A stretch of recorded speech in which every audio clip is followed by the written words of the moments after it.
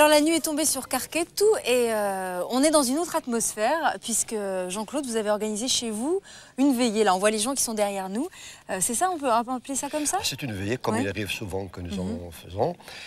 C'est une façon de se retrouver, de retrouver les éléments les plus représentatifs de notre passé, les alliés au présent. Et pour ça, il y a un trait d'union qui est extraordinaire, c'est le chant. Le chant qui a toujours été une fonction chez nous, qui accompagne toutes les choses de la vie, graves ou moins graves. Alors, dans tous les gens qui sont là, il y a des amis. Et un que vous vouliez nous présenter absolument, il s'agit d'Yves. Je vais vous laisser faire les présentations un petit peu. Eh bien, donc Yves, qui est tout près de moi. Oui. Et avec lui, eh bien, nous tirons dans la même direction. Lui, c'est la castagniche, et moi aussi, donc c'est notre dénominateur commun.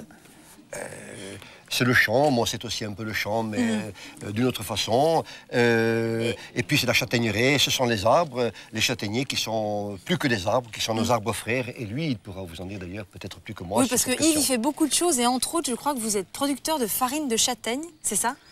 Oui, avec mon épouse, on fait de la farine de châtaigne. Dans un petit village qui n'est pas très loin d'ici. À Saint-Damian. Voilà. Mais là, on va surtout parler de l'activité. Vous allez pratiquer ce soir et vous pratiquez depuis longtemps. Je crois que c'est le chant. Mais c'est un chant bien particulier. Oui, on l'appelle au grand tompadil.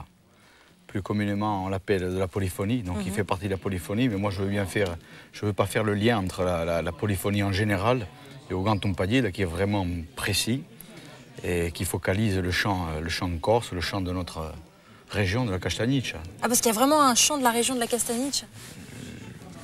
Au Grand Tompadil, même si il a été interprété dans d'autres endroits de Corse, c'est vraiment le cœur. Le cœur du chant se trouve en Castagnice. Alors, vous avez ici un grand homme de par la plume, parce qu'il représente quand même une certaine magie de ce que représente notre pays, notre région, qui est quand même... la Corse, c'est le pays de l'extrême, c'est le paradoxe, c'est le rêve, c'est l'imaginaire. Donc l'imaginaire, Jean-Claude le fait bien travailler avec sa plume, et moi j'aime bien le faire travailler avec Abadil. D'accord. Alors, vous avez choisi de former des jeunes qu'on va voir ce soir. Vous les avez connus très très jeunes, je crois même. Tout petits. Et vous leur avez transmis cette passion du chant et de cette forme de chant-là. Pourquoi vous avez envie de transmettre ça à des jeunes, justement? Parce qu'il fut un temps, tout se perdait. Moi, j'ai pas voulu que ça se perde.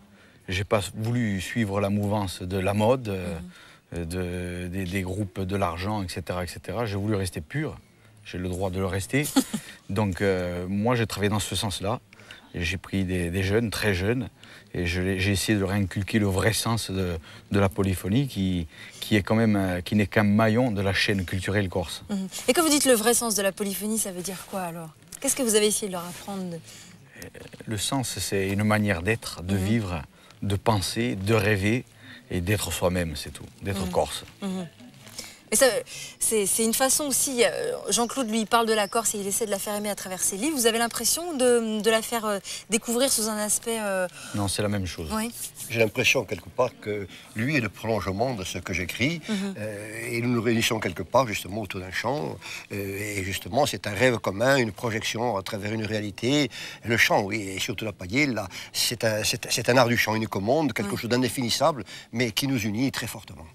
Donc là, comment ça va se passer ce soir? C'est une veillée, vous allez chanter comme ça, il n'y a rien qui est préparé? Non, rien, on ne prépare rien, on chante quand on a envie, pour nous faire plaisir.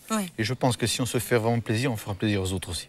Oui, c'est important, ça fait partie de la communion, c'est important l'esprit de communauté? Et tout à fait, de toute façon... En Corse, ça fait partie de... C'est très très important, c'est quelque chose qui est très très ancien. On a survécu grâce à ça et ça serait dommage qu'on le perde. Je crois que l'homme corse, il agit non pas seulement en tant qu'individu, mais en tant que communauté, jusque dans les choses les plus dérisoires. Le fait d'entrer dans un bar où il ne connaît personne et d'offrir une tournée à des gens qu'il ne connaît pas et qu'il ne verra jamais plus, c'est agir non pas en tant qu'individu, mais en tant que communauté. Et évidemment, il n'y a pas que ça, et beaucoup de choses, même si ce n'est pas aussi intense qu'avant, eh bien c'est cet esprit communautaire qui fait que là aussi, nous sommes différents. Et peut-être plus en Castagnice, parce que la Castagnice, c'est une terre particulière, dans une île particulière. C'est la terre, d'abord, la terre d'une histoire, d'une démocratie moderne que nous avons inventée, ou que nos ancêtres ont inventé. C'est le cœur culturel de la Corse, et puis bien d'autres choses. encore. D'accord.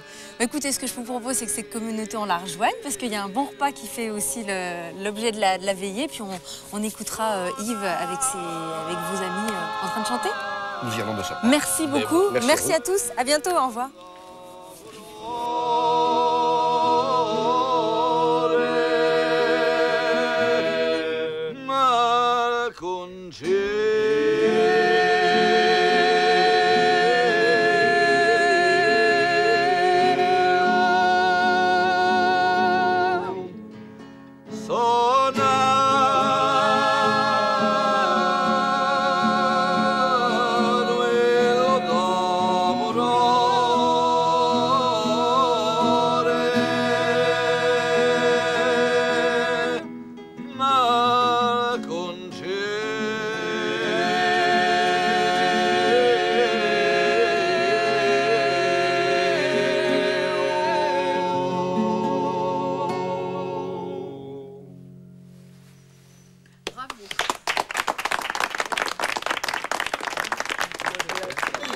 Tout le monde au gang, tiens.